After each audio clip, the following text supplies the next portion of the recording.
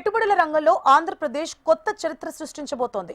దేశ చరిత్రలోనే అతిపెద్ద విదేశీ ప్రత్యక్ష పెట్టుబడిని ఆహ్వానిస్తూ మళ్లీ దేశం దృష్టిని ఆకర్షించింది. అతిపెద్ద డేటా సెంటర్ గూగుల్ అనుబంధ సంస్థ రైడన్ ఇన్ఫోటెక్ ఇండియా లిమిటెడ్ విశాఖలో ఏర్పాటు కాబోతోంది.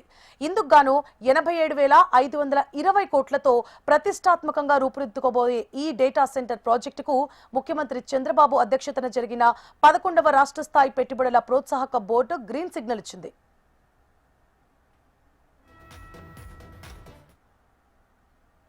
విశాఖలోని రాంబెల్లి పరిసర ప్రాంతాల్లో తుర్లగూడ, అడవివరం, అచ్యుతాపురం వద్ద 3 వేర్వేరు క్యాంపస్లలో రైడన్ డేటా సెంటర్లు నిర్మించనున్నారు. విశాఖకు రానున్న కేబుల్ ల్యాండింగ్ స్టేషన్ కు అనుసంధానంగా ఈ క్యాంపస్లు రూపుదిద్దుకోనున్నాయి.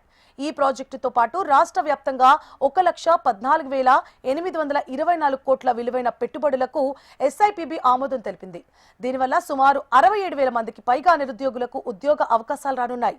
అదేవిధంగా ఇంధన, food processing, IT, aerospace, automobile, పర్యాటక రంగాలకు చెందిన అనేక ప్రతిష్టాత్మక ప్రాజెక్టులు ఆమోదం పొందాయి.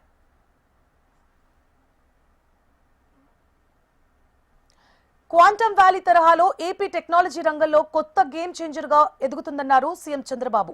కేవలం 15 నెలల్లోనే పెట్టుబడుల పరంగా ఆంధ్రప్రదేశ్ ప్రగతి దిశగా పయనిస్తోందని ముఖ్యమంత్రి తెలిపారు. డేటా సెంటర్లతో కొత్త ఎకోసిస్టమ్ వస్తోందని, విశాఖ త్వరలోని ఏఐ సిటీగా రూపుదిద్దుకుంటుందని అభిప్రాయం వ్యక్తం చేశారు.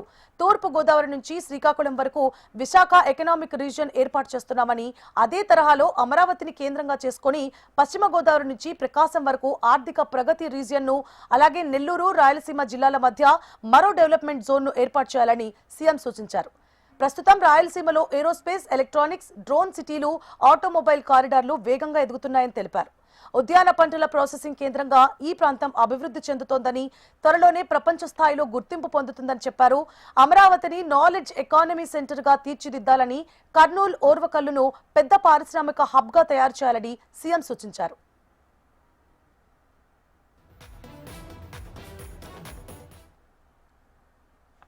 వర్జీనియా లాగా విశాఖ కూడా డేటా వ్యాలీగా రూపుదిద్దుకుంటోందని ఐటీ మంత్రి నారా లోకేష్ అన్నారు.